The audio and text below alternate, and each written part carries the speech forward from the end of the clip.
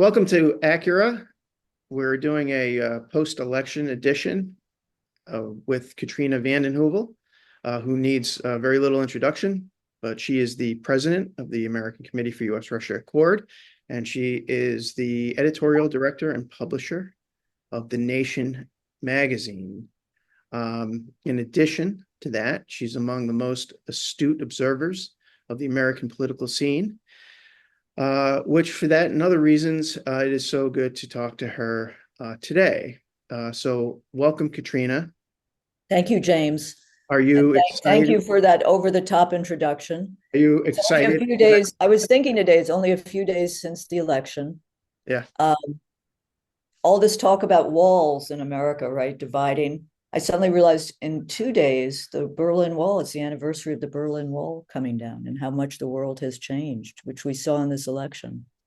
And It was a tough election night at the Nation. We gathered friends and allies and contributors, and I think we knew by 10 o'clock which way it was heading, maybe sooner.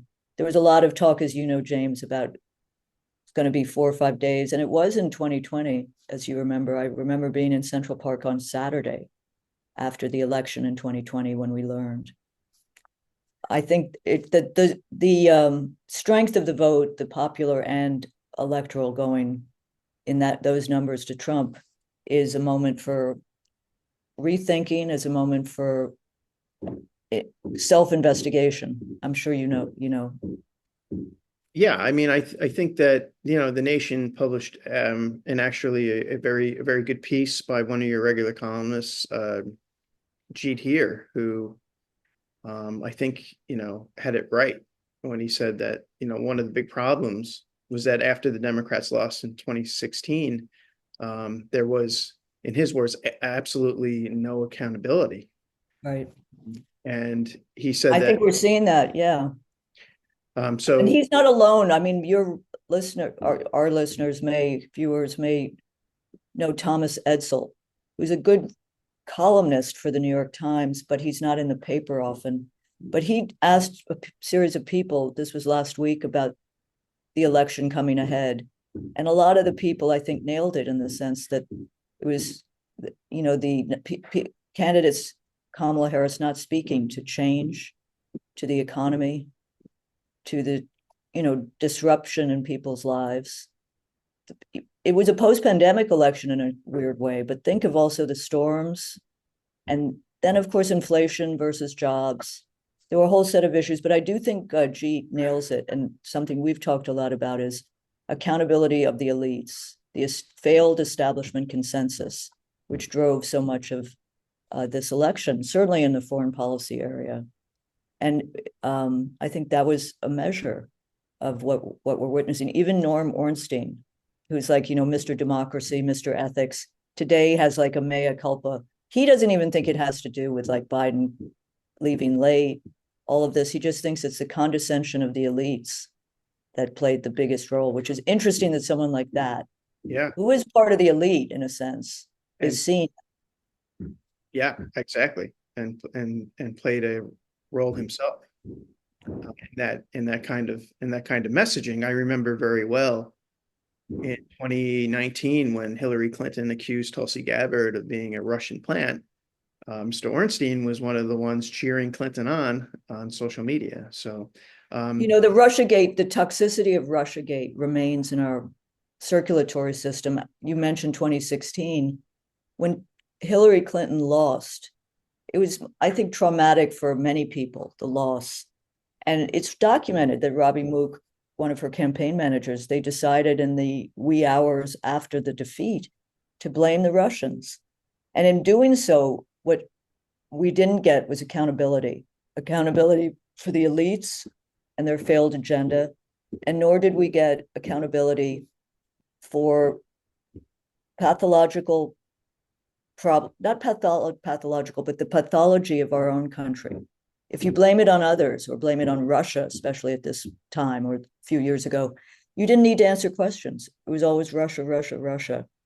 And I think we lost in that a key issue, which was percolating and has been percolating for years, trade agreements, NAFTA. WTO, these issues are not policy issues for millions of people. They're issues they live with in deindustrialized cities and towns. Well, I think that's right. I mean, this is something that has been kind of a through line in American politics for decades. I mean, I remember George Kennan writing that, with regard to the hardliners, um, the The anti-Soviet Hawks feel hardliners. like He said that they feel like they need a enemy that is endlessly evil, so we feel endlessly good about ourselves. And I think that that's something that, to my great disappointment, that the Democratic Party kind of took on over the past decade. And it was a détente party, not fully by any measure, because the neocons inside the Democratic Party have been emerging over the last decades. But there was an ability to talk, for example, NATO expansion in 1997. There were serious senators, George Kennan, of course, Jack Matlock, the Reagan ambassador to the USSR and then Russia, who's on our board. People spoke with sanity, and there was a debate. Mhm. What's happened because of Trump to some extent is he takes on a subject, he kind of mangles it because it becomes, which is part of it, the payment of NATO's dues, etc. And you become a Trumpian if you say, well, maybe we don't need NATO expansion. Maybe it's causing less security, not more. Is it in America's interest?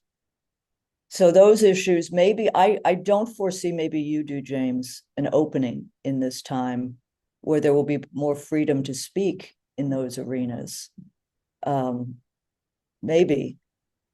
I think it's a very open question whether or not what direction the Democratic Party is now going to take. Or are they actually going to learn from this and realize that their pivot away from the concerns of everyday Americans and from being a party that at one time promoted diplomacy and peace abroad to what they become now is really the National Security Party? It is, yeah. I don't know. I don't really see any. I suspect that Gavin Newsom will be the candidate in 4 years' time. I don't know what his thoughts are on foreign policy or issues like that. I think the party is firmly in the grip of Wall Street, Silicon Valley, Hollywood. Well, Hollywood. I mean, Hollywood is fickle. That's an old. Hollywood. George Clooney's coming to New York to play about McCarthyism, about Edward R. Murrow. But I was going to say, I do think the Democratic Party and its future. Listen, in 2016, and I think David Brooks or one of these people, I think he was Obama's favorite columnist, ends his column with the need for a Bernie-style disruption. So we've seen the division of a Democratic Party more clearly in 2016, where Bernie Sanders was in the primaries, which was so important. We didn't have Bernie Sanders in 2024, obviously, but his power, his ideas have come through the Democratic Party, part of it. I mean, you know this, James. I mean, if you have two political parties, in essence, within each party, you have different coalitions. I think of that in the Soviet Union. I remember we went to the Central Committee to meet with Alexander Yakovlev, who was then head of information. And you could see a man who later became the head of the Russian Communist Party, whose office is filled with icons now, and the more westernizing. But if you have one political party or two within each, as you know, they're coalitions. And so building those coalitions is tough. And the dominant coalition, obviously, has been the kind of Wall Street, globalization, the neoliberal interventionism, the crusading, Truman, not Roosevelt style president. And that's been really difficult to watch. But though I do think Bernie Sanders has played a positive role, and there are more forces within the Democratic Party, but not the winning parts, not the winning parts. But there are people, I will say, this is the sadness. There are but the Progressive Caucus has its limits. There's some good people in it and good staffers, a guy named Keen Batt, but yep. He's very good. But even my friend, Jamie Raskin, on Ukraine, something has gone, the demonization of Russia over these last years is a long podcast we could talk about, because the demonization of Putin, and when you think of Russia, for many people, it's Putin is Russia, Russia is Putin, has not allowed common sense. We don't need to be best friends with Russia, but we do have nuclear agreements and all kinds of things which are in our interest. I think part of the problem is that it was the effort by the DNC to crush any sort of open primary. Well, Tulsi Gabbard, So they who you did. mentioned, yeah. So they did that. I mean, they did that with great efficiency this time around. Now, I'm not claiming that had they conducted a fair sort of open primary, that President Kennedy would be sitting in the, Oval January, and I'm not sure that that would be an entirely Yeah. good. But he might have been able to do what Trump did in June quite a bit earlier if Biden had debated Bobby Kennedy, and it would have been very clear that That's Biden's interesting. not up to the job. Because Kennedy is, if nothing else, very good on his feet, and he's Listen, I certainly mean, a more skilled debater than Trump. totally agree. So Talking about people who are going to be in probably considered, if not in the Trump administration, is Tulsi Gabbard. I think of the DNC in 2012 or 16, when she was essentially purged, and she went to work. She stepped down from the DNC and she worked with Bernie Sanders. yeah, And she was admired, but it was clear she'd been purged. absolutely, and threatened. And threatened. But the DNC then, the whole there, but she was allegedly, you knew this, James, that she was allegedly offered the UN position even in 2016. I don't know what, but she's been close to the Trump people and traveling with them, hasn't she? Yeah, well, she and Kennedy became one of the campaign's Key, main sort of Democratic surrogates, even though she just joined the Republican Party. absolutely. Well, I think that, I wonder, it would be a hopeful sign and a good sign if Gabbard was able to join and did join the Trump administration, but recent reports over the past day or so indicate that Trump is in the process of making the very same personnel mistakes that he made the first time around, and it's really grim. Are these people some of the people you've heard of? Mhm. He made a huge mistake with Bolton, and he said that Yep. Bolton is not his person. But Grinnell looks to be, I mean, if he was ambassador or is ambassador to Germany, these people who are being brooded about, aren't they closer? I mean, the loyalty factor is going to be, it seems to me, a test. Yeah. Because he seems to have learned from that, and it's very important to him, the loyalty piece. On the other hand, he criticized Biden very strenuously about how Biden never fired anyone. Wasn't that? Right. And Trump has a terrible reputation with that as well. He's a lot Yeah. like Reagan in a way. Reagan Yeah. didn't like personal confrontation and didn't like to do that sort of thing.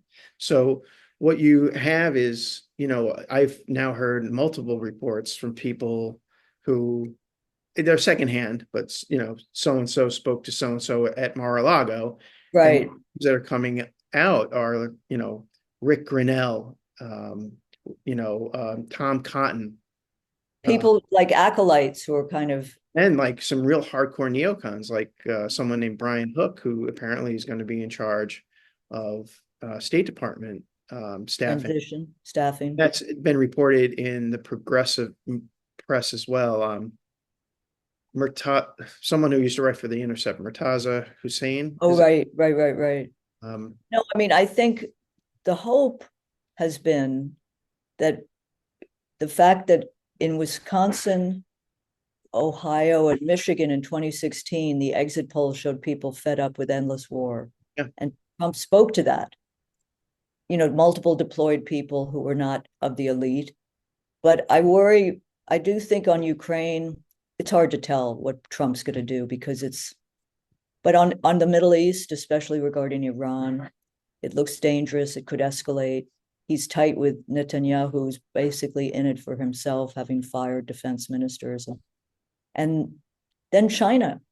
I mean, the mantra is we should stop too much with Ukraine and NATO, and we got to focus on China. We got to, yeah. And China is not, how to put it, China's not a pussycat. You don't want to just, I mean, you don't want to treat it as a hostile enemy, but you also don't want to start poking China in the eye. The one thing I think is going to happen, I don't mean going to happen, but you can see it, is the recalibration of the world in different camps. Like the BRICS stuff, I think is still growing, and there are differences and distinctions between the countries, obviously. But that's a force, and that's moving.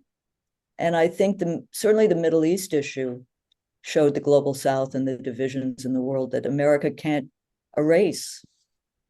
And so maybe we won't have to live with the indispensable nation just by virtue of facts on the ground. Yeah, I think that and there are some troubling signs with regard to China policy. Bridge Colby, his name is constantly floated around. He must have clones because he's always at some conference. He's always moving around. Yeah, so he has a lot of support from on the right and within this national conservative movement, which seems unfortunately to have a lot of power and a lot of say within the kind of realist and restraint community. And Robert O'Brien, who could be, I've heard, is in the running for CIA director, but he's Trump's former national security advisor. I don't have a sense of him. He's not a great force, right? He's very much a China hawk and very, very much pro-Israel, anti-Iran. So I don't really have a lot of hopes for a quick end to the war in Europe. And I think that people ought to be very concerned about a truly hot war in the Middle East, and further in a policy of further antagonizing China. So there isn't really a lot of good news coming out of Trump camp. And certainly not small issues, but smaller in context of impact in the world. But Cuba, I mean, Florida's lost to the Republicans, but Biden really did not step up on that. And he had it teed up because of Obama and Ben Rhodes. But that's sad. That's just a tragedy in a sense. It's just a humanitarian tragedy. But Eldridge Colby is like a legacy deep stater, right? His grandfather was head of the CIA, William Colby. Yeah. The China piece, I guess what you're saying as well is the idea of moving to more realism and restraint, and including looking carefully at the nuclear issues and the bloated defense budget and just the militarization of foreign policy as opposed to the diplomatization is not in the cards as far as we can see right now, just by virtue of the team. I mean, there was a lot of talk about Project 2025 and whether Trump stood with it or didn't stand with it. He rejected it. But I do think it's probably a mini guide for some of the stuff. Mm-hmm. Yeah. Do you have any hope? I don't know. I mean, a little. There are people circulating out there who are advocates for restraint and diplomacy, but they aren't in line for top line jobs. I do think that the odds of people who want to take a more measured approach to the world are actually higher now than had Harris won. My expectations, I think, were for Harris simply to continue Biden's policies, which, let's not forget, involved the funding and moral cover of genocide. Really one of the most disgraceful. And a continuing funding. Yes. I mean, many people thought politically there would be a real move to get a ceasefire by the convention. One can't discount Netanyahu and his vast self-interest. But on the other hand, there was I say this with disgust at the genocide, but there was a humiliation of America. Blinken going over there every time. Just, yeah. Who's right? I guess I feel we won't hear the rhetoric, which has been so distressing. The greatness of America, and the fusion of neocons and neoliberals, which we saw play out in this campaign. What a strategy. I mean, it's one thing not to have a to-do list spelled out and not really speak to people's economic needs, but to decide you're really going to travel, hug Liz Cheney. Yeah. And then I don't know if you remember, I'm sure you do, the letter in support of Kamala Harris, 166 former admirals, retired national security CEOs. Those would have, people would have a right to ask, what's my job in this next administration? Absolutely. But that just makes one insane. Now, to be fair, again, we were talking about coalitions. It was Truman's party too. You know, I mean, Truman launched the Cold War, and we think of McCarthyism, but it would, you know, as a republic, it was a transpartisan. I mean, the loyalty oaths under Truman. So we see a continuation. But what was sad, not sad, but really disservice, is dividing the world into black and white, the Manichaean authoritarianism democracy. Yeah. I mean, every time the New Jersey Transit breaks down for 2 days and there's turmoil in Penn Station, I say, we're really the leader of the free world. I mean, what's going on, you know? Well, but I think we have to stop. I'm kvetching. You're having astute making astute analytical points. What do you know? The restraint and realism community, which we're part of, and then there's the Quincy Institute, which it will be very interesting to see how they organize themselves. But I think those forces have to find more openings and strategic interventions as best they can. Yep. What happened also to Richard Burt? Remember Richard Burt? Sure. I just think of them because it was the claim that Dmitry Simes, who's now in Russia due to sanctions abuse, and Burt wrote the speech for Trump which caused such trouble because the Russian ambassador was there. Right. Yeah. At the Mayflower. I think we met, if I could posit that, I think we met at the Russian embassy after a very good conference on foreign policy. And there were people there. It was before Russiagate. We did. Now we're going to be in all sorts of trouble. But yeah, we certainly did. Yeah. Embassies are supposed to be spaces of dialogue and discussion. This was back in, let's just be very clear when this was. It was back in 2014 or 15, I think. Oh, no, it was way back. It was 10 years ago, but it was still, there were very eminent people there who had come from the conference. Yeah. Yeah. Which was designed to improve relations, not become best friends. Yeah. I do think it's interesting. Some of the younger staffers at the Nation don't quite understand what an endorsement is, but they also, diplomacy sounds odd to them. Yeah. And there's a whole generation being raised to think that our global posture at post 9/11 is normal. I know. And that, because think how they were 20, they'd be 25 now, right? Sure. Yeah, no. Yeah, getting there. So yeah, it's sort of grim all around, but it's good to chat, and we will have to revisit. We'll have to revisit. No, I mean, I think, don't you think in the next few weeks we'll know quite a bit in terms of staffing? I think so. He's at the moment, the Biden administration is responsible for handling 2 wars. Yeah. But coming into 2 wars, if not more, yeah. So it's quite a legacy he's leaving. I wouldn't say foreign affairs. I will say that Bidenomics, there was a crack with the neoliberal model, the economics of that. But the sadness was not communicate. It was not being able to communicate about it. And it was kind of designed partly because of Republican opposition in such a complicated way. People didn't feel it in their lives. Yeah. That's hard. It is. Well, I hope we can revisit this again, maybe around the inauguration with our usual co-host, David. We wish you well in recovery. And thanks for doing this, Katrina.